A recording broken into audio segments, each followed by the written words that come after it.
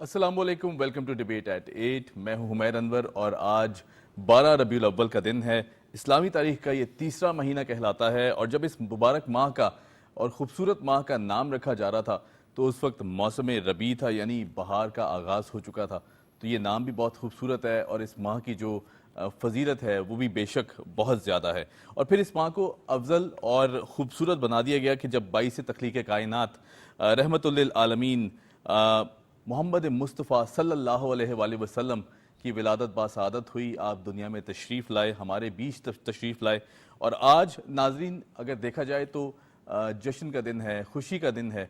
और ये जो खूबसूरत दिन है, आज के दिन जितनी इबादत की जाएँ अल्लाह पाक के हुजूर, जितने दुरूद पाक की जो कसरत से अदायगी है वो की जाए कम है। अल्लाह पाक की जो आज तजल्लियात हैं यकीनन उनके दरवाज़े खोल दिए जाते हैं और जो उम्मत मुस्लिमा है आज के दिन जितनी इबादत करे उतना मेरा ख्याल से बहुत अच्छी होगा और बहुत आपके लिए मुफीद होगा। आज के दिन नाज़रीन उसकी शुरुआत की जाए इस दुआ के साथ कि जो तमाम उम्मत मुस्लिमा है उनके दिल आजिज़ी से और इश्क़ मोहम्मदी से भरपूर रहें, भरे रहें। और जो आज का ये खूबसूरत दिन है इसे जितना समेट लिया जाए मेरा ख्याल से उतना कम है। आज के दिन का आगाज़ करते हैं। जी हमारे साथ मौजूद हैं सैयद मुकर्रम अशरफ जिलानी साहब। कैसे हैं आप? ठीक ठाक हैं? Welcome to the show. आपके साथ तशरीफ़ फरमा है डॉक्टर अब्दुल कादिर साहब। डॉक्टर साहब कैसे हैं आप? ठीक है, खैरियत से हैं?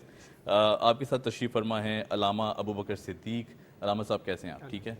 मैं सैयद साहब से आऊँगा और फिर बारी बारी आप सबकी तरफ मुखातिब होऊंगा। सैयद साहब, विलादत मुस्तफ़ा सल्लल्लाहु अलैहि वसल्लम आज के दिन की जो शुरुआत हैं वो किस तरह की जाएँ, इससे शुरू करते हैं और फिर हम आगे बढ़ेंगे, गुफ्तगू सिलसिला आगे बढ़ाएंगे। औज़ु बिल्लाहि मिनश शैतानिर रजीम, बिस्मिल्लाहिर रहमानिर रहीम। इन्नल्लाह व मलाइकतहु युसल्लूना अलन नबी या अय्युहल्लज़ीना आमनू सल्लु अलैहि व सल्लिमू तस्लीमा। अल्लाहुम्मा सल्लि अला सय्यिदिना मौलाना मुहम्मदिन व अला आलि सय्यिदिना मौलाना मुहम्मदिन सलातन दाइमतन बिदवामिल मलिकिल हय्यिल क़य्यूम। आज का ये मुबारक और मुक़द्दस दिन जो बड़ी बरकतों और रहमतों का हामिल है, बेशक। क्यों? इसलिए कि ये वो मुबारक दिन है कि जिस दिन हुज़ूर पुरनूर सैयदुल आलमीन मोहम्मद मुस्तफ़ा सल्लल्लाहु अलैहि वसल्लम इस कायनात में तशरीफ़ लाए। बेशक। और ऐसी मुबारक सातों में और ऐसे मुबारक घड़ियों में तशरीफ़ लाए, बल्कि मैं यूँ कहूँ कि वो घड़ियाँ तो थीं लेकिन उन घड़ियों को मर्तबा और मकाम मिला तो वो मेरे मुस्तफ़ा सल्लल्लाहु अलैहि वसल्लम की ज़ात वाला सिफ़ात की वजह से मिला। कि सुबह सादिक का वक्त था कि मौर्रिखीन ने लिखा कि वो वक्त ऐसा होता है कि अंधेरा छट रहा होता है और रोशनी फैल रही होती है। क्या बात है। गोया अल्लाह रब्बुल आलमीन जल्ल जलालहू व अमन वालहू ने अपने महबूब सल्लल्लाहु अलैहि वसल्लम को ऐसे वक्त में ज़मीन पर भेजा जी कि अंधेरे छट रहे थे, रोशनी फैल रही थी। गोया ये बताना था कि अब जुल्मतों के अंधेरे छट रहे हैं, मेरे नबी का नूर फैल रहा है। क्या बात, और सुभान वो अल्लाह। नूर ऐसा फैला कि उसने सारी कायनात को रोशन और मुनव्वर किया। और जो लोग इंसानियत से गिर चुके थे, जी नबी पाक अलैहिस्सलातु वस्सलाम ने उन्हें इंसानी इक़दार सिखाए, उन्हें अखलाक सिखाए, उनके किरदार, उनके आमाल, उनके अफ़ाल को सुधारा और उन्हें ऐसा बना दिया कि आज वो आसमान हिदायत के सितारे बनकर चमक रहे। बेशक। और उनकी नालैन से लगे हुए ज़र्रों तक भी अगर कोई पहुंच जाए तो ये उसके लिए बहुत बड़ी कामयाबी है। ये बड़ा मुबारक दिन है, मुक़द्दस दिन है कि जो नबी पाक अलैहिस्सलातु वस्सलाम की विलादत बासआदत का दिन है।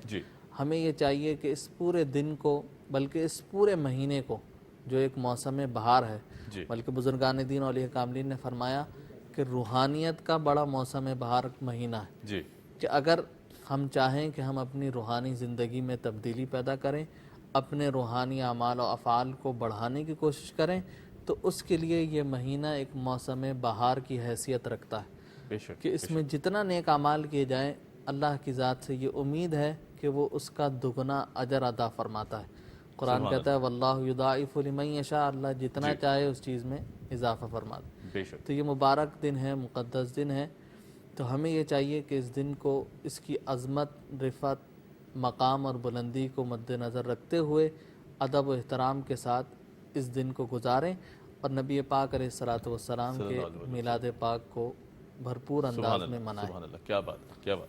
डॉक्टर साहब मैं आपकी तरफ पढ़ूँगा یہ جو خوبصورت مہینہ ہے جو ہمیں دیکھنا نصیب ہوا، اس سال بھی ہمیں نصیب ہوا، اس کو کس طرح سے گزارا جائے؟ میں یہ بھی چاہوں گا کہ ہم ذرا اس پر بھی روشنی ڈالیں، کیونکہ ظاہر ہے جو ہمیں دیکھنے والے ہیں وہ یقیناً سوال رکھتے ہیں کہ اسے کس طرح پورے ماہ کو گزارا جائے۔ بسم اللہ الرحمن الرحیم، الحمدللہ رب العالمین والصلاة والسلام علی سید الانبیاء والمرسلین وعلی آلہ وصحبہ اجمعین، اما بعد۔ اب بنیادی بات یہی ہے کہ مومنین کے لیے یہ خوشی کا مقام ہوتا ہے، اور جناب نبی کریم صلی اللہ علیہ وسلم سے جو عقیدت اور جو تعلق ایک مومن کو ہوتا ہے، اس میں یہ مہینہ جب آتا ہے تو ایک عجیب سی رونق جو ہے وہ محسوس کرتا ہے، اور اس رونق کی وجہ سے وہ صرف کسی ایک دن نہیں بلکہ پورا مہینہ ہی جو ہے اس کے اثرات کو رہتے بھی ہیں اور رہنے چاہیے بھی۔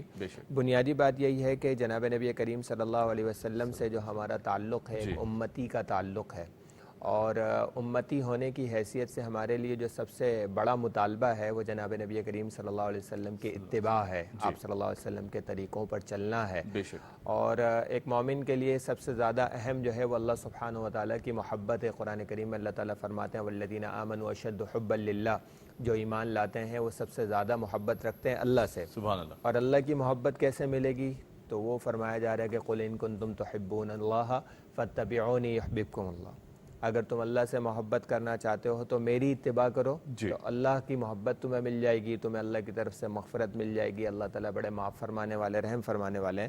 تو بنیادی بات یہ ہے کہ اس مہینے میں ہمارے اوپر یہ کیفیت اور بھی زیادہ طاری ہونی چاہیے، ویسے تو پوری زندگی ہی ہونی چاہیے، لیکن اس مہینے میں اور بھی زیادہ یہ کیفیت طاری ہونی چاہیے کہ مجھے اپنے اعمال کا جائزہ لینا ہے کہ کیا میری زندگی میں اتباع سنت ہے یا نہیں ہے، جناب نبی کریم صلی اللہ علیہ وسلم کے طریقوں پر عمل کی مجھے کتنی فکر ہے، کتنا اہتمام ہے۔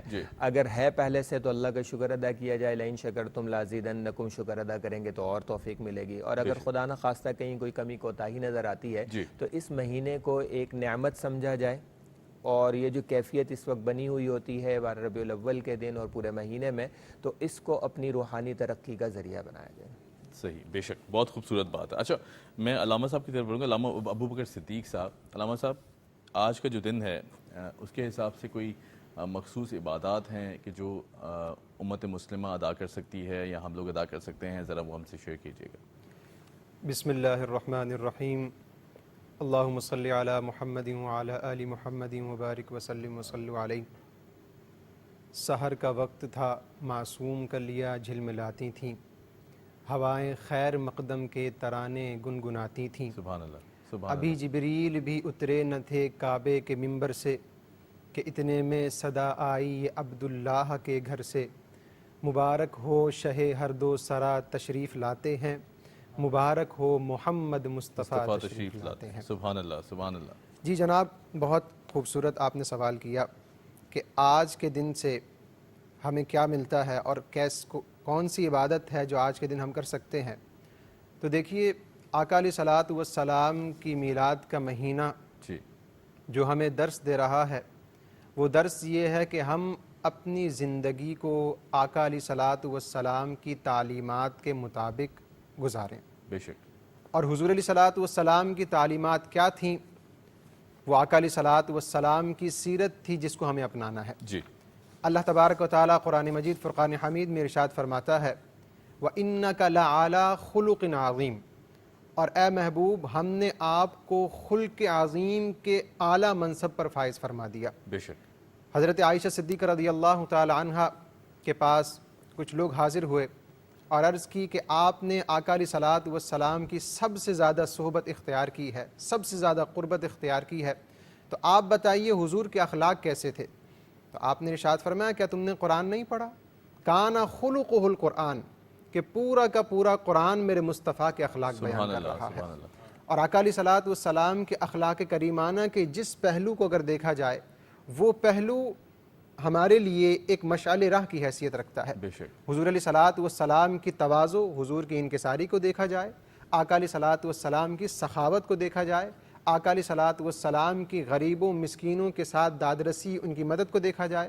اگر ایک پہلو پر میں گفتگو کروں، آقا علیہ الصلوۃ والسلام کے صحابی حضرت انس بن مالک رضی اللہ تعالی عنہ، جی، آپ فرماتے ہیں کہ میری 10 سال کی عمر ہے اور میری والدہ آقا علیہ الصلوۃ والسلام کی خدمت میں مجھے پیش کر دیتی ہیں، اور کہا اس وقت سے پھر ساری زندگی میں آقا علیہ الصلوۃ والسلام کی خدمت میں رہا، اور کہا آقا علیہ الصلوۃ والسلام جب مجھے کسی کام کے لیے بھیجتے تھے تو بچہ عموماً ایسا ہوتا ہے باہر بچوں کے ساتھ کھیلنے لگ جاتا ہے، تو کہا میں کھیلنے کے عمل میں مصروف ہو جاتا تھا، تو کئی دیر گزرنے کے بعد آقا علیہ الصلوۃ والسلام جب اپنے کاشان اقدس سے باہر تشریف لاتے تھے، مجھے دیکھتے میں بچوں کے ساتھ کھیل رہا ہوں، تو فرماتے ہیں کہ آقا علیہ الصلوۃ والسلام نے کبھی میرے ساتھ سختی والا معاملہ نہ فرمایا، کبھی میرے ساتھ زجر والا معاملہ نہ فرمایا۔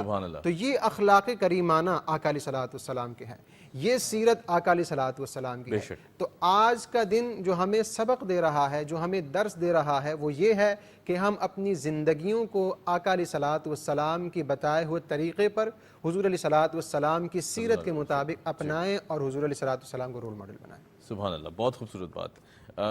سعید صاحب میں آپ کی طرف آؤں گا۔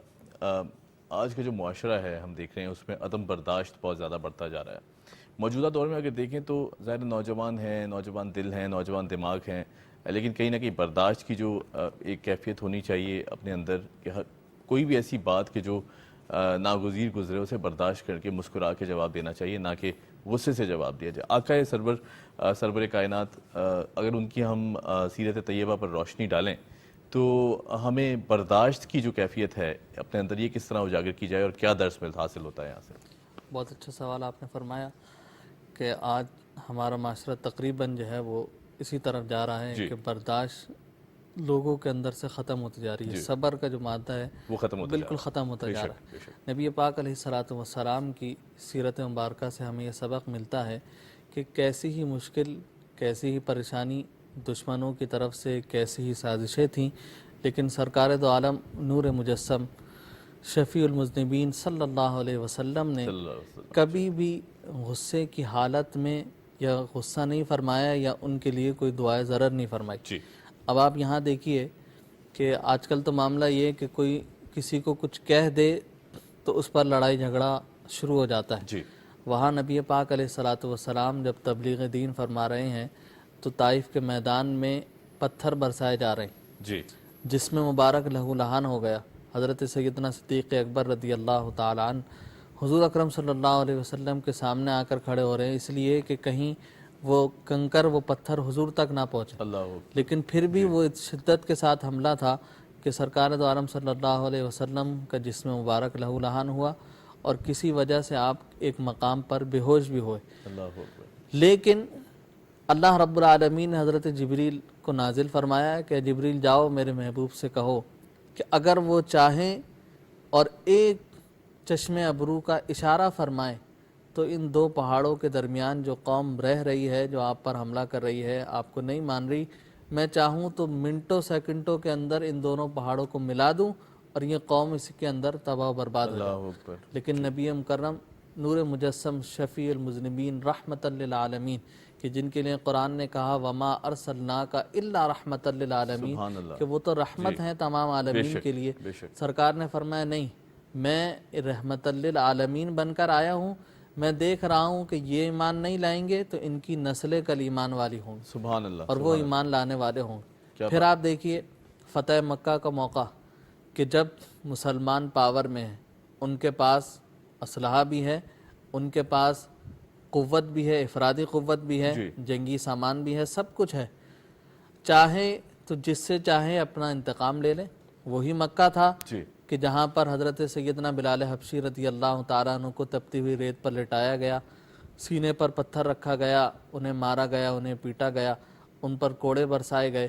وہی مکہ تھا کہ جہاں پر نبی پاک علیہ الصلوۃ والسلام راستے سے گزرتے تو آپ کے مبارک کندھوں پر اوجڑی ڈالی جاتی، آپ کی شان میں گستاخی کی جاتی۔ سرکار دو عالم صلی اللہ علیہ وسلم چاہتے تو انتقام لے سکتے تھے، لیکن نبی پاک علیہ الصلوۃ والسلام کے اخلاق کریمانہ کیا کہ جب مکہ مکرمہ میں داخل ہوئے فاتحانہ شان سے، ایک تو اس وقت کیفیت دیکھیے کہ جب کوئی بادشاہ کسی ملک کو فتح کر کر جاتا ہے تو وہ اکڑ کر داخل ہوتا ہے کہ میں نے اس ملک کو فتح کیا ہے، میرے ساتھ فوج ہے، لشکر ہے، سب کچھ ہے۔ لیکن سرکار دو عالم صلی اللہ علیہ وسلم کی شان مبارکہ کیا کہ آپ جب داخل ہوئے مکہ المکرمہ میں تو صحابہ فرماتے ہیں، مورخین نے یہ لکھا کہ آپ نے اپنی پیشانی مبارک کو اونٹنی پر بیٹھے بیٹھے اتنا جھکایا کہ گویا ایسا لگتا تھا جیسے سجدے کی حالت، اللہ اکبر، اور زبان مبارک سے اللہ رب العالمین کی حمد و ثنائی کو بیان سبحان اللہ، کہ بے شک وہی مالک ہے، وہی خالق ہے، وہی سب سے بڑا ہے کہ جس نے یہ مقام اور مرتبہ عطا فرمایا۔ جی پھر وہی لوگ سامنے کھڑے ہیں کہ جنہوں نے پتھر برسائے، جنہوں نے گالیاں دیں، جنہوں نے صحابہ کو کے گھروں کو لوٹا، ان کو شہید کیا، انہیں مارا، لیکن سرکار دو عالم صلی اللہ علیہ وسلم کی شان کریمانہ دیکھیے، رحمت للعالمین دیکھیے کہ آپ نے سب کو معاف فرما دی۔ فرمایا جو تلوار رکھ دے اس کے لیے امان ہے، جو ابو سفیان کے گھر میں پناہ لے لے اس کے لیے امان ہے، جو اپنے گھر کا دروازہ بند کر لے اس کے لیے امان ہے۔ صحابہ سے فرمایا دیکھو کسی پر ظلم اور زیادتی مت کرنا، کسی پر تلوار مت اٹھانا، بیواؤں، یتیموں، مسکینوں، عورتوں، بوڑھوں، فرمایا ان سب کی مدد کرنا، کسی ایک پر بھی تلوار کو نہ اٹھانا جب تک کوئی خود تلوار اٹھا کر تم پر حملہ نہ کرے، تمہیں کسی پر حملہ نہیں کرنا۔ یہ ہے نبی پاک علیہ السلام کی سیرت مبارکہ کے وہ سنہری اصول کہ اگر ہم انہیں اپنا لیں تو خدا کی قسم ہمارے آدھے سے زیادہ مسائل اس سے حل ہو جائیں۔ بے شک کہ یہ وہ عدم برداشت تھا، یہ وہ اخلاق تھے جو امت کے لیے پیغام تھا کہ دیکھو جب میں نے ایسوں کو معاف کر دیا تو اگر کوئی تمہیں کچھ کہہ دے تو اللہ کی رضا کے لیے اسے معاف کر دو، اللہ رب العالمین اس کا بہترین اجر دینے والا۔ بے شک، بہت خوبصورت بات۔ ڈاکٹر صاحب، عدم برداشت کی ہم بات کر رہے ہیں، ہمارے سامنے سیرت طیبہ موجود ہے، آپ صلی اللہ علیہ وسلم کے اقوال، جتنے بھی اقوال تھے جو آپ نے کہا کہ جس طرح کی ایک خوبصورت لائف گزار سکتا ہے انسان، آپ نے وہ زندگی بتائی، ایک سادی، خوبصورت اور عاجزی کے ساتھ جو زندگی گزارنی چاہیے۔ یہ خوبصورت سیرت سامنے ہوتے ہوئے بھی ہم کیوں اس پر بھرپور طرح عمل نہیں کر پاتے؟ ایسی کیا وجہ ہے خاص طور پر کہ یہ سب جاننے کے باوجود ہماری جو رویے ہیں ان میں برداشت کی کمی ہے؟ میرے خیال میں ہر ایک کو اس کے لیے آگے آنا پڑے گا اور دوسروں سے توقع کرنے کی بجائے خود اس کے لیے پریکٹیکل مثال بن کے دکھانا پڑے گا، تبھی تو ممکن ہوگا۔ اگر ہم ہر ایک دوسرے کے اوپر یہ امید لگائے بیٹھا ہوگا کہ وہ جناب نبی کریم صلی اللہ علیہ وسلم کی برداشت والی اور صبر والی تعلیمات پر عمل کرے گا اور خود اپنے لیے وہ اس کے تیار نہیں ہوگا، تو معاشرے میں چیزیں وہی پھیلتی ہیں جو کیا جا رہا ہوتا ہے وہ زیادہ تیزی سے پھیلتا ہے بنسبت اس کے کہ جو بولا جا رہا ہوتا ہے، جو لکھا جا رہا ہوتا ہے۔ تو اس میں تو کوئی شک نہیں ہے۔ ماشاءاللہ شاہ صاحب نے اتنی ساری چیزیں بیان فرمائی جناب نبی کریم صلی اللہ علیہ وسلم کی سیرت طیبہ سے، اور ہم آئے دن یہ چیزیں جو ہیں وہ ہمارے سامنے آتی رہتی ہیں، اسی طریقے سے ہماری کتابوں کے اندر بھی موجود ہوتی ہیں، لیکن بنیادی بات یہ ہے کہ ہم میں سے کوئی خود آگے آ کے اس پر عمل کرنے کی کوشش تو کرے۔ جب خود آگے آ کے اس پر عمل کرنے کی کوشش کرے گا، بھئی 10 لوگوں کو پتہ چل گئی، 10 نے کرنا شروع کیا، تو ان کے ساتھ ان کے حلقہ احباب میں، ان کے سوشل سرکل میں جو ہے وہ 20 لوگ ہیں، 50 لوگ ہیں، 100 لوگ ہیں، تو ان کو بھی یہ پیغام ملتا ہے۔ اصل میں اس کے بغیر چیزیں چلتی نہیں ہیں۔ ایک بزرگ کا واقعہ ہے کہ انہوں نے دوسری شادی کی، تو ان کی جو پہلی وائف تھی انہوں نے کہا کہ آپ نے تو جو ہے وہ اپنے مریدوں کو اس کام پہ لگا دیا، اب وہ بھی دوسری شادیاں کریں گے۔ تو کہنے لگے کہ نہیں، جب وہ دیکھیں گے نا کہ انصاف کرنا کتنا مشکل ہوتا ہے تو وہ نہیں کریں گے۔ صحیح بات ہے۔ اور ان کے یہاں واقعتاً ایسا تھا کہ انہوں نے جو ہے وہ اپنے دروازے پہ ترازو لگا کے رکھا ہوا تھا، جو بھی چیز گھر میں آتی تھی اس کو برابر 2 حصوں میں تقسیم کیا جاتا تھا، اور پھر جو ہے وہ ایک حصہ جو ہے وہ ایک اہلیہ کے یہاں اور دوسرا حصہ دوسری اہلیہ کے یہاں۔ تو فرمان لگے کہ جب لوگ اس طرح سے دیکھیں گے نا کہ ایسے کرنا پڑتا ہے، تو پھر وہ سوچ سمجھ کے دوسری شادی کریں گے۔ تو اصل بات یہ ہے کہ کوئی عمل کر کے دکھائے گا تو پتہ چلے گا کہ برداشت کس کو کہتے ہیں۔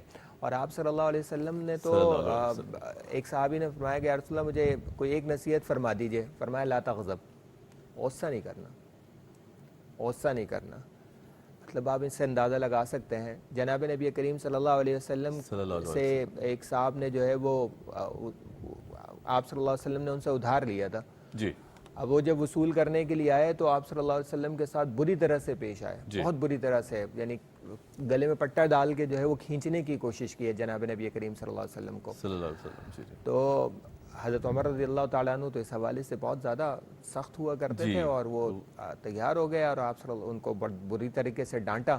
تو آپ صلی اللہ علیہ وسلم نے فرمایا کہ ان لصاحب الحق مقالا، یہ عمر جس کا حق ہوتا ہے نا اس کو کچھ کہنے کا بھی حق ہوتا ہے، مطلب اگر آپ کسی کے زیر بار ہیں تو پھر اس کو کہنے کا بھی حق ہوتا ہے۔ پھر یہ بھی فرمایا کہ اس سے فرمایا کہ تمہارا فرض یہ تھا کہ تم اچھی طریقے سے مطالبہ کرتے، اور حضرت عمر رضی اللہ تعالیٰ عنہ کو فرمایا کہ تمہارا فرض یہ تھا کہ اس کو اچھی طرح سے سمجھاتے ہیں. صحیح. ٹھیک ہے. جی جی بے اب شک. یہ جو چیزیں ہیں جی. یہ اتنی ہمارے یہاں مطلب ہم اپنے آپ پر لگ کے دیکھیں نا، چھوڑ دیں کسی اور کو کہ کیا ہم واقعتاً اس برداشت کے لیے تیار ہیں، تو اندر سے جواب آئے گا کہ نہیں، شاید جو ہے وہ شو کے اندر تو تیار ہیں لیکن لائف کے اندر ویسے ہم تیار نہیں ہیں. تو اصل بات یہی ہے کہ ہر ایک کو مشکل کام ہے، لیکن ہر چیز مشکل اس وقت تک ہوتی ہے جب تک اس کا ماحول نہ ہو. بے شک. جب کسی بھی چیز کا ماحول بن جائے تو وہی چیز آسان ہو جاتی ہے. ہو سکتا ہے کہ آج سے 10 سال پہلے کسی چیز کو فیشن کے طور پہ جب سامنے لایا گیا ہو تو بہت سارے لوگوں کو اس کو اختیار کرنا مشکل ہو، لیکن آج اس کو کوئی مشکل نہیں ہے، کیونکہ اب وہ ایک عام سی بات بن گئی. تو اگر برداشت کا ماحول بن جائے گا تو برداشت کرنا آسان ہو جائے گا، اور عدم برداشت کا ماحول جو ہم نے بنایا ہوا ہے تو وہ آسان ہوا ہے. اصل بات یہ ہے کہ پریکٹیکل کرنا پڑے گا. رائٹ ڈاکٹر صاحب، پوائنٹ ویل ٹیکن. اچھا، میں علامہ صاحب آپ کی طرف آؤں گا، کیونکہ ظاہر عدم برداشت اور برداشت کو ڈسکس کر رہے ہیں، اور یہ وہ موضوع ہے میرے خیال سے جو آج کے دور کے حساب سے اولین ترجیح ہونی چاہیے کہ یہ لمحہ فکریہ بھی ہے ہمارے لیے کہ ہم کس طرف بحیثیت معاشرہ جا رہے ہیں. غصہ اور جو برداشت ہے، عدم برداشت ہے، یہ میرے خیال سے غصہ ایک فطری عمل بھی ہے. جب آ جاتا ہے تو ایسی صورت میں کیا کرنا چاہیے؟ سیرت طیبہ سے ہمیں کوئی ایسا واقعہ یا ایسا انسیڈنٹ سنائیں کہ جب بہت شدید غصہ آ جائے، کنٹرول سے باہر ہو، تو پھر ایسے میں کیا کرنا چاہیے کہ آپ کی جو یہ کیفیت ہے یہ ختم ہو جائے. آقا علیہ الصلوۃ والسلام نے ارشاد فرمایا کہ پہلوان وہ نہیں ہے کہ جو کشتی میں دوسرے کو پچھاڑ دے.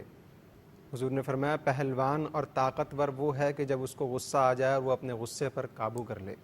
سبحان اللہ. آقا علیہ الصلوۃ والسلام نے مسلمانوں کے چند اوصاف بیان کیے ہیں. جی.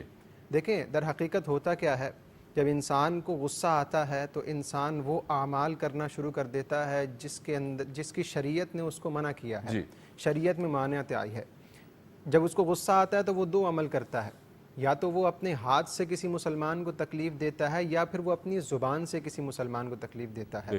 اور آقا علیہ الصلوۃ والسلام نے ارشاد فرمایا المسلم من سلم المسلمون من لسانہ، کہ مسلمان وہ ہے کہ جس کی زبان سے بھی دوسرا مسلمان محفوظ رہے اور اس کے ہاتھ سے بھی دوسرا مسلمان محفوظ رہے. تو یہی آقا علیہ الصلوۃ والسلام کی احادیث طیبہ ہیں. حضور علیہ الصلوۃ والسلام کا معاملہ اپنے امتیوں کے ساتھ، صحابہ کے ساتھ اور دیگر لوگوں کے ساتھ ایسا تھا کہ جب غصے والی کوئی بات آتی، کوئی معاملہ آتا، تو آقا علیہ الصلوۃ والسلام سختی نہیں بلکہ نرمی فرمایا کرتے تھے. اور آقا علیہ الصلوۃ والسلام کی یہ نرمی اور محبت کا صلہ ہے کہ وہ لوگ جو مکۃ المکرمہ میں آقا علیہ الصلوۃ والسلام کی جان کے دشمن تھے، حضور علیہ الصلوۃ والسلام کی سیرت کو دیکھ کر وہ آقا علیہ الصلوۃ والسلام پر کلمہ پڑھ کے مسلمان ہو جایا کرتے تھے. ایسے بے شمار واقعات ہیں. بڑے بڑے لوگ آئے، وہ کفر میں تھے، لیکن آقا علیہ الصلوۃ والسلام کی سیرت کو دیکھا، حضور علیہ الصلوۃ والسلام کے اخلاق کو دیکھا تو وہ اسلام میں داخل ہو گئے، دائرہ اسلام میں داخل ہو گئے. تو حضور علیہ الصلوۃ والسلام نے یہی ارشاد فرمایا کہ غصہ جب آ جائے تو فرمایا کہ غصہ کو قابو کرنے کا طریقہ کیا ہے. تو حضور علیہ الصلوۃ والسلام نے ارشاد فرمایا کہ تم وضو کر لیا کرو. جب تم وضو کر لو گے تو اللہ تبارک و تعالیٰ تمہارے غصے کو، اس آگ کو، اس شدت کو ٹھنڈا فرما دے گا. سبحان اللہ، سبحان اللہ، کیا خوبصورت بات ہے. بالکل صحیح صاحب، میں آپ کی طرف آؤں گا. آپ صلی اللہ علیہ وسلم کی اگر سیرت طیبہ پر روشنی ڈالیں تو بھائی چارے کا جو ایلیمنٹ ہے، جو فیکٹر ہے، وہ بہت زیادہ دکھائی دیتا ہے. انصار اور مہاجرین میں جو ڈیوائیڈ تھی، جس طرح انصار اور مہاجرین کو برابری اور مساوی رائٹس دیے گئے آپ صلی اللہ علیہ وسلم کی طرف سے، آج ہم بھائی چارے کو بھی اگر دیکھیں تو میرے خیال سے جو سگے بھائی بھی ہیں وہ بھی آپس میں بغض رکھتے ہیں، کینہ رکھتے ہیں. کہیں نہ کہیں محبت کا جو ایلیمنٹ ہے وہ ختم ہو چکا ہے. اسے کس طرح اجاگر کرنا چاہیے اگر سیرت طیبہ کی روشنی سے ہم نظر ڈالیں اس پر؟ بہت اچھا سوال کیا. اور ہمارے معاشرے میں آج کل یہ بات جو ہے وہ جا بجا ہر جگہ نظر آتی ہے کہ سگے بھائی بھی آپس میں اس طرح لڑ کر بیٹھے ہوتے ہیں کہ ایک ہی گھر ہے، اوپر نیچے رہ رہے ہیں، لیکن سالوں سال ہو گئے کسی سے ایک دوسرے کی شکل دیکھنے کے روادار نہیں ہوتے. بالکل بالکل. نبی پاک علیہ الصلوۃ والسلام نے فرمایا سل من قطع، فرمایا جو تم سے رشتہ توڑ دے تم اس سے رشتہ جوڑو. اللہ اور اس کے رسول صلی اللہ علیہ وسلم کی رضا کی خاطر. بے شک. فرمایا اور بھائی جو آپس میں ایک دوسرے سے، فرمایا تم تو ایک دوسرے سے زیادہ محبت کرو. اور 3 دن سے زیادہ فرمایا سرکار نے کہ اپنے سگے بھائی سے رشتہ اور اپنے معاملات کو زیادہ دیر تک خراب نہ رکھو بلکہ ان کو درست کر لو. سبحان اللہ. کہ آپس میں ایک دوسرے سے محبت کے ساتھ رہو، اس لیے کہ ایک بھائی دوسرے کا بازو ہے، جی ایک دوسرے سے مدد کرتے ہیں، ایک دوسرے سے محبت کرتے ہیں. اور پھر سگے بھائی تو الگ، عام مسلمان، جی سرکار دو عالم صلی اللہ علیہ وسلم نے فرمایا کہ ایک عام مسلمان ایک دوسرے سے جو محبت کرنے والے ہیں اگر ملتے ہیں جی تو اللہ رب العالمین اس ملنے کی وجہ سے ان کے گناہوں کو معاف فرما دیتا ہے، ان پر نیکیاں، ان کے نامہ اعمال میں نیکیاں لکھتا ہے اور ان پر رحمتیں اور برکتیں نازل فرماتا ہے. سبحان اللہ. آج معاملہ یہ ہو گیا ہے کہ کسی ایک بات پر یا بچوں کی کسی لڑائی پر یا کسی معاملے پر اگر کوئی معاملہ بڑھ گیا تو ہم اسے اپنی انا کا مسئلہ بنا لیتے ہیں جی اور اسے پھر اتنا بڑھا دیتے ہیں کہ وہ پھر بڑھتی چلی جاتی ہے.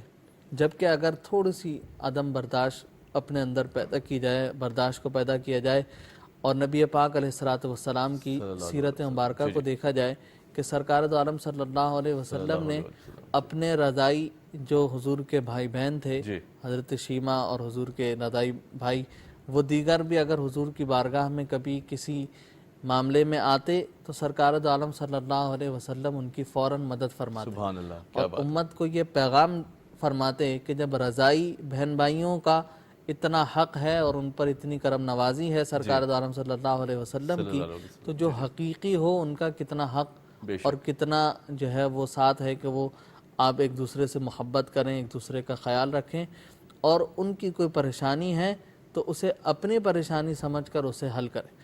ہمارے معاشرے میں اس وقت دونوں مثالیں ملتی ہیں. ایک تو کئی جگہ بہت ہی زیادہ محبت ہے اور کہیں بہت ہی زیادہ بغض اور عداوت ہے.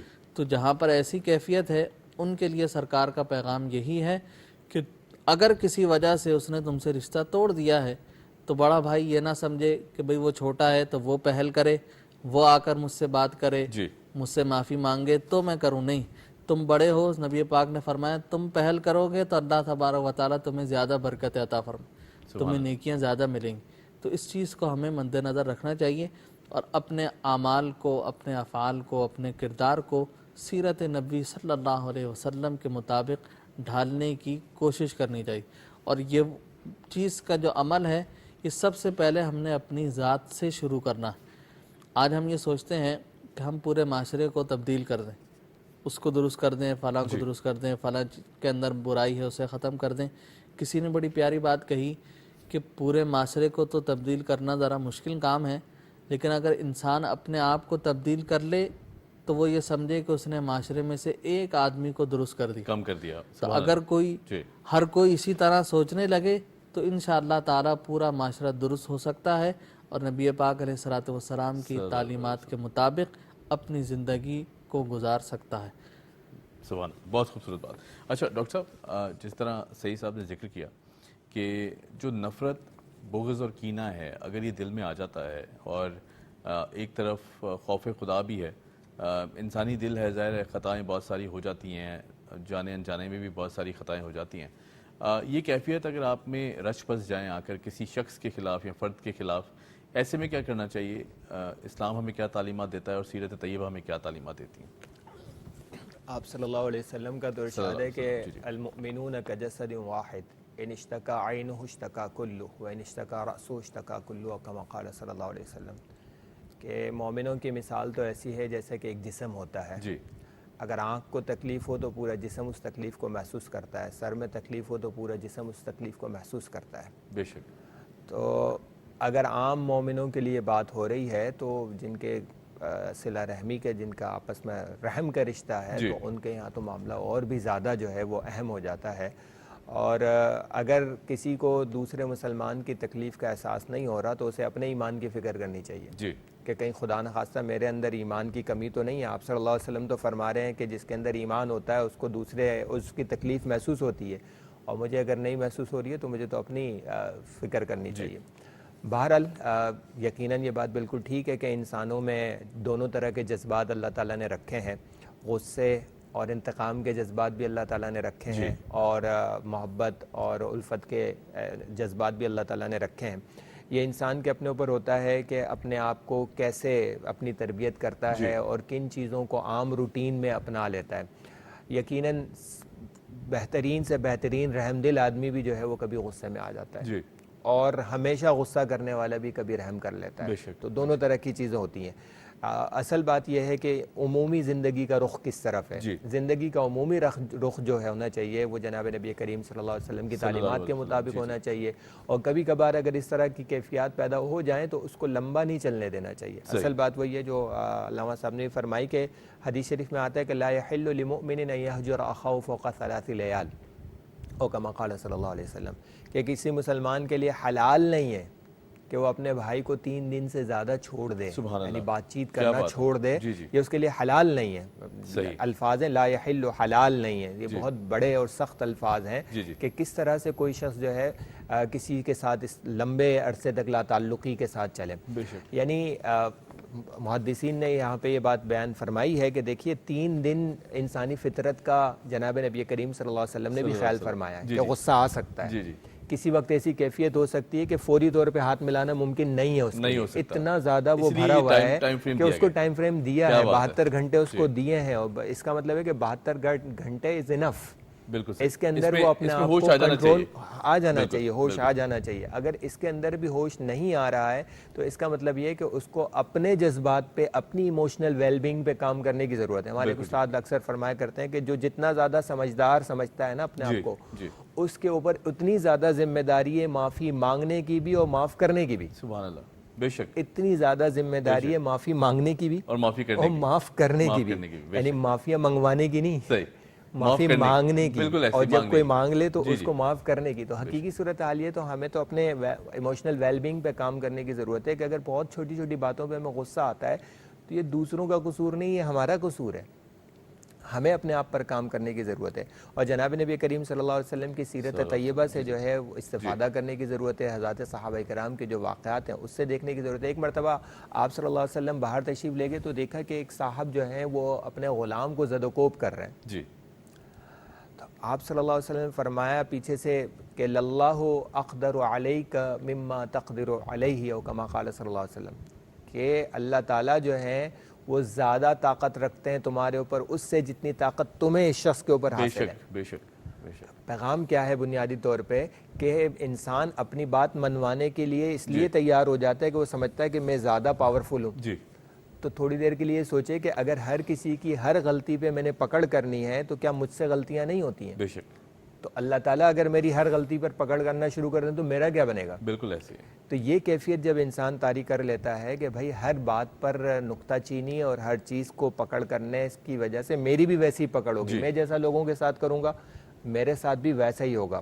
حدیث شریف میں فرمایا کہ ارحموا من فی الارض یرحمکم من فی السماء، جو لوگ زمین میں تم ان پر رحم کرو تو آسمان والا تم پہ رحم کرے گا. مطلب آسمان والے کے رحم سے تو کوئی مستغنی نہیں ہے، کوئی غنی نہیں ہے. تو ہر کسی کو آسمان والے کا رحم چاہیے. تو آسمان والے کا رحم آسانی سے مل سکتا ہے اگر زمین والوں پہ رحم کیا جائے. کیا بات ہے، بہت خوبصورت بات.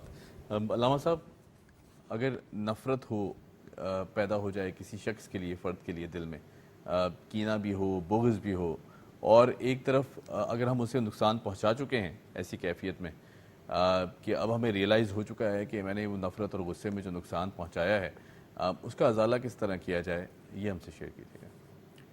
جی دیکھیے، جو ایک مسلمان کا دل ہے اس کا بڑے احترام کا حکم دیا گیا ہے اور اس کی بڑی اہمیت بیان کی گئی ہے. تو اسی سوال کے تناظر میں کہ اگر کسی مسلمان کو تکلیف دے دی ہے، اس کا دل دکھا دیا ہے، تو سب سے پہلا عمل ہمارا یہ ہونا چاہیے کہ اس کے پاس جا کر اس سے اپنے تمام تر غلطی کوتاہیوں سے معافی مانگنی چاہیے. اور دوسرا یہ ہے کہ جہاں پر بندہ بندے سے معافی مانگ رہا ہے وہاں پر بندہ اللہ تبارک و تعالیٰ کی بارگاہ میں بھی معافی کا طلبگار ہو. بے شک. جب بندہ دونوں سے یعنی رب سے بھی اور رب کی مخلوق سے بھی معافی مانگ لیتا ہے تو پھر اللہ تبارک و تعالیٰ اس بندے کے قلب کو صاف اور پاکیزہ کر دیتا ہے. آقا علیہ الصلوۃ والسلام نے ارشاد فرمایا ان القلوب تصدع کما یصدع الحدید اذا اصابہ الماء. حضور علیہ الصلوۃ والسلام نے ارشاد فرمایا، اے میرے صحابیوں، جس طرح لوہے پر زنگ لگ جاتا ہے اس طرح دل پر بھی زنگ لگ جایا کرتا ہے.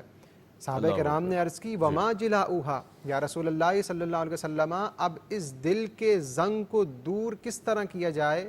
حضور علیہ الصلوۃ والسلام نے ارشاد فرمایا کثرت ذکر الموت و تلاوت القرآن، کہا کہ اگر تمہارا دل گناہوں کی آلودگی سے بھر گیا ہے جی تو کہا کہ سب سے پہلا عمل یہ ہے کہ تم قرآن کی تلاوت کرو، اللہ تبارک و تعالیٰ کی بارگاہ میں حاضر ہو جاؤ، سبحان اللہ، اور کیا پھر بات ہے۔ دوسرا کیا ہے، وہ مسلمان بھائی جس کی تم نے دل آزاری کی ہے تو اس کے ساتھ جا کر اس سے معافی مانگ کر اس عمل کو پورا کیا جائے۔ سبحان اللہ، بہت خوبصورت۔ اچھا چونکہ ظاہر آج بہت خوبصورت دن ہے، شوق میں ہمارا وقت بھی بہت کم ہے، میں سیرت طیبہ کو ہم ڈسکس کرنا چاہیں گے۔ بھرپور انداز ہے، طرز ہے زندگی گزارنے کا۔ یہ ہم بحیثیت مسلمان میرے خیال سے بہت لکی ہیں کہ ہمیں حضور پاک صلی اللہ علیہ وسلم کی جو امت ہے اس میں سے پیدا کیا گیا۔ امتی ہونے کی حیثیت سے جو فرض ہیں ہم پر وہ کیا ہیں، ذرا ہمیں بتائیے گا۔ بہت خوبصورت سوال۔ اللہ رب العالمین کا یہ بڑا کرم اور احسان ہے بے شک کہ اس نے ہمیں امت محمدیہ صلی اللہ علیہ وسلم میں پیدا فرمایا۔ جی قرآن حکیم میں ارشاد باری تعالیٰ ہے کہ کنتم خیر امت اخرجت للناس، سبحان اللہ۔ کہ تمہیں تمام امتوں میں بہترین امت بنایا گیا۔ جی تو بہترین امت کس کی وجہ سے؟ ہمارے اعمال و افعال کی وجہ سے نہیں، بہترین امت اس لیے کہ بہترین رسول صلی اللہ علیہ وسلم کی امت ہے، بے شک ان کے ماننے والے ہیں، ان کا کلمہ پڑھنے والے۔ بحیثیت امتی ہم تمام پر یہ چیز لازم اور ملزوم ہوتی ہے کہ سب سے پہلے ہم اپنے دل میں نبی پاک علیہ الصلوۃ والسلام کی محبت کو پیدا کریں، اور وہ کیا کہ ارشاد نبی پاک علیہ الصلوۃ والسلام ہے کہ سرکار نے فرمایا لا یؤمن احدکم حتی اکون احب الیہ من والدہ وولدہ والناس اجمعین، تم میں سے اس وقت تک کوئی مومن نہیں ہو سکتا جب تک کہ وہ اپنے والدین سے زیادہ، اپنی اولاد سے زیادہ اور تمام لوگوں سے زیادہ مجھے اپنا محبوب نہ بنا لے۔ بے شک بے شک کہ سب سے پہلے ہمیں یہ چاہیے کہ ہم اپنی زندگی میں نبی پاک علیہ الصلوۃ والسلام سے سب سے زیادہ محبت کرنے والے بن جائیں۔ جب محبت ہمارے دل میں پیدا ہو جائے گی تو جب کسی کی محبت پیدا ہو جاتی ہے تو پھر اس کی اتباع بھی ہوتی ہے، اس کی اطاعت بھی ہوتی ہے، اس کی فرما برداری بھی ہوتی ہے۔ یہ نہیں ہو سکتا کہ ہم کسی سے محبت کرتے ہوں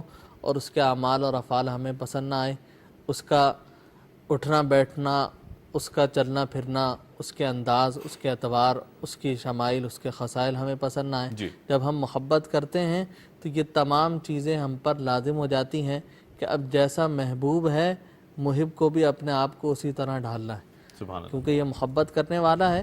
تو ہمیں یہ چاہیے کہ ہم نبی پاک علیہ الصلوۃ والسلام سے محبت کریں اور ان کی تعلیمات پر زیادہ سے زیادہ عمل کرنے کی کوشش کریں۔ بے شک اور اس میں پہلی چیز نماز کی پابندی ہے کہ اگر انسان اس چیز کو پابند کر لے، اپنے آپ کو اس چیز کا پابند بنا لے، تو آدھے سے زیادہ مسائل اس چیز سے ختم ہو سکتے ہیں سبحان کہ وہ اپنے آپ کو اللہ رب العالمین کی بارگاہ میں پن وقتہ جھکائے۔ جی وہ جتنا جھکے گا، بزرگان دین نے فرمایا اتنی بلندیاں اللہ رب العالمین اسے عطا فرما دے۔ بے شک بے شک تو یہ وہ چیزیں ہیں کہ جن پر عمل کرنا بہت زیادہ ضروری ہے، خصوصاً آج کے اس معاشرے میں کہ محبت رسول کا ہم دعویٰ تو کرتے ہیں لیکن جب عمل کا میدان آتا ہے تو ہم پھر اس میں پیچھے ہٹتے ہوئے نظر آتے ہیں۔ بالکل تو دعوے کے ساتھ دلیل بھی ہو اور نبی پاک علیہ الصلوۃ والسلام کی اتباع اور فرما برداری بھی ہو، تب ہمیں وہ حقیقی کامیابی نصیب ہو سکتی ہے جسے قرآن نے کہا ذالک هو الفوز العظیم، کہ یہ ہے بہت بڑی کامیابی۔ رائٹ، بے شک بے شک، بہت خوبصورت بات۔ ڈاکٹر صاحب، دل پریشان ہو جائے، ذہن میں کوئی ایسی بات آ جائے، دماغ میں کوئی ایسی بات آ جائے کہ جہاں کوئی راستہ دکھائی نہ دے، سیرت طیبہ کی روشنی میں کیا کون سے ایسے عمل ہیں یا کس طرح جو زندگی ہے اسے آگے بڑھایا جائے؟ جی جناب نبی کریم صلی اللہ علیہ وسلم تو پریشان بظاہر نہیں ہوتے ہوں گے یا جو بھی ہوگا، لیکن حالات تو ایک سے بڑھ کر ایک مشکل حالات آپ صلی اللہ علیہ وسلم کی زندگی، بلکہ کسی جگہ پہ یہ بات چل رہی تھی کہ اسموتھ لائف جو ہوتی ہے نا وہ انسان کو آگے نہیں لے جا سکتی، بالکل اپس اینڈ ڈاؤنز ہی آگے اپس اینڈ ڈاؤنز ہی انسان کو آگے لے کے جاتے ہیں، ٹھیک ہے۔ تو تمام کے تمام نبیوں کی زندگی اپس اینڈ ڈاؤنز والی نظر آئے گی، سارے پیغمبروں کی، اور سب سے زیادہ جناب نبی کریم صلی اللہ علیہ وسلم کی، کیونکہ آپ صلی اللہ علیہ وسلم کی حدیث بھی ہے کہ اشد الناس بلاء الانبیاء ثم الامثل فالامثل، او کما قال صلی اللہ علیہ وسلم، کہ سب سے زیادہ آزمائشیں جو ہیں وہ پیغمبروں پر آتی ہیں، بے شک، اور پھر جو جتنا ان کے طریقے پر ہوتا ہے، ان کے مثالی ہوتا ہے، اس پہ زیادہ آتی ہیں۔ تو آزمائشوں کا آنا جو ہے یہ ایک رخ ہے، اور اصل یہ ہے کہ میرے اختیار میں جو ہے وہ کیا ہے، ریئیکشن میں کیا کرتا ہوں، اس پر جو ہے وہ مجھے ثواب یا عقاب ملنا ہے۔ جناب نبی کریم صلی اللہ علیہ وسلم کا طائف کا معاملہ جیسا کہ ذکر ہوا، یعنی اگر دیکھا جائے تو کس قدر مشکل حالات ہیں۔ اب دو آپشن تھے، ایک یہ کہ ان کو ختم کروا دیا جاتا، اور ایک یہ کہ رحمت کا مظاہرہ کیا جاتا، تو رحمت کا مظاہرہ کیا گیا۔ ہجرت کا جو سفر ہے اس کو دیکھ لیجئے کہ کس طرح سے جو ہے وہ مکہ مکرمہ سے کس مشکل حالات کے اندر نکلا جا رہا ہے۔ مکہ مکرمہ سے شدید محبت ہے، ٹھیک ہے، لیکن جہاں جا رہے ہیں تو وہاں کے لیے دعا کی جا رہی ہے کہ اللہ مدینہ طیبہ کی محبت میرے دل میں ایسے ڈال دیجئے جیسا کہ مکہ مکرمہ کی تھی، ٹھیک ہے، اور اللہ سبحانہ وتعالی نے مدینہ طیبہ جو ہے وہ محبوب فرما دیا۔ تو جب مشکل حالات ہوں تو جناب نبی کریم صلی اللہ علیہ وسلم کی سیرت سے ہمیں یہی نظر آتا ہے کہ دوسرے پہلو کی طرف ہماری نگاہ جانی چاہیے، یعنی ایسے اپنے آپ کو ایک تنگ گلی کے اندر بند کر لینا کہ اللہ کی رحمت سے مایوسی ہو جائے، تو یہ تو مومن کی شان کے خلاف ہے۔ لا تقنطوا من رحمت اللہ، اللہ کی رحمت سے مایوس نہ ہو۔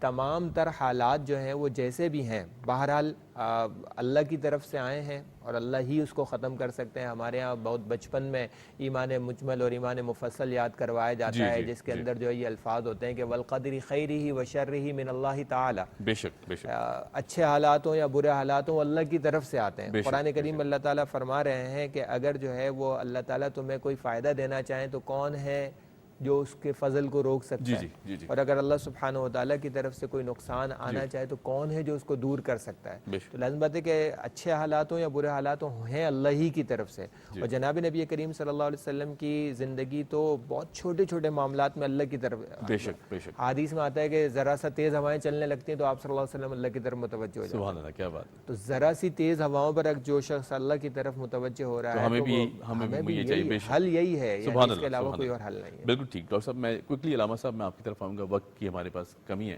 کوئکلی یہ بتائیے گا کہ آج کے دن کو سامنے رکھتے ہوئے خاص طور پر یہ جو خوبصورت دن ہے آقا سرور کائنات کی آمد کا دن ہے، آج کے دن کی جو تعلیمات ہیں، کون سے ایسے فیکٹرز ہیں جو اپنی زندگی میں لے آئیں، کون سے ایسے فیکٹرز جنہیں ہم اپنی زندگی سے نکال دیں؟ دیکھیے، اگر انسان اپنی زندگی پر دیکھے تو جب میں اپنی زندگی میں آقا علیہ الصلوۃ والسلام کو مشعل راہ بنا لوں گا، اپنی نگاہوں کا مرکز بنا لوں گا، تو کہا کہ پھر تمہاری زندگی بھی کامیاب ہو جائے گی اور آخرت بھی کامیاب ہو جائے گی۔ کیا بات۔ اور حضور کے اخلاق کیا ہیں؟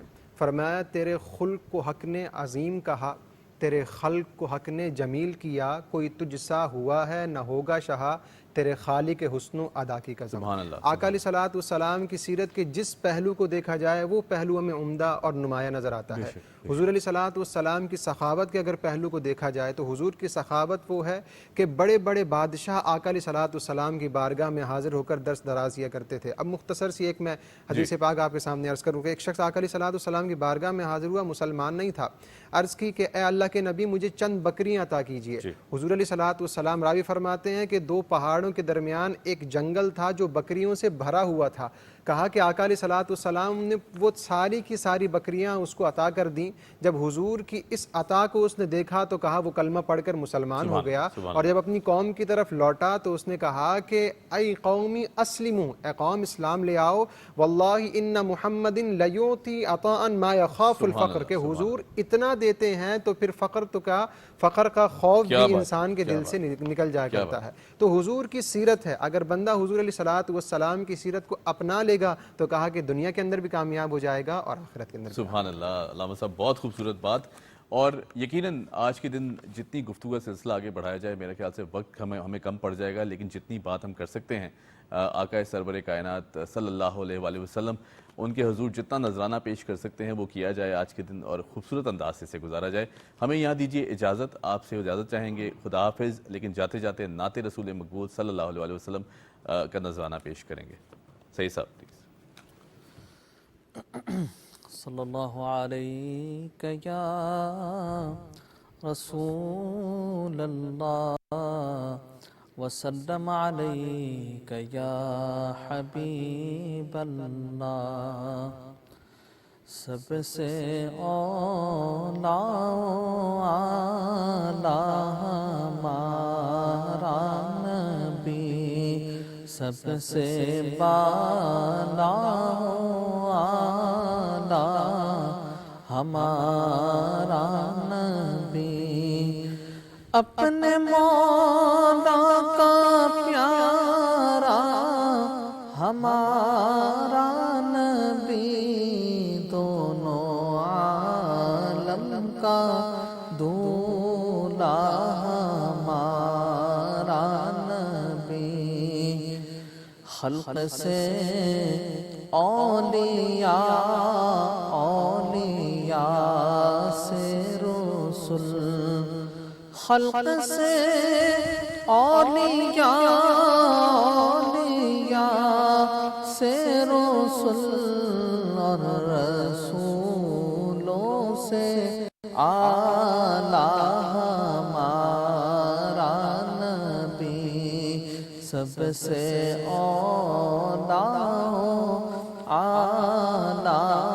ہمارا نبی، کیا خبر کتنے تارے کھلے چھپ گئے، کیا خبر کتنے تارے کھلے چھپ گئے، پر نہ ڈوبے نہ ڈوبا ہمارا نبی، سب سے اولیٰ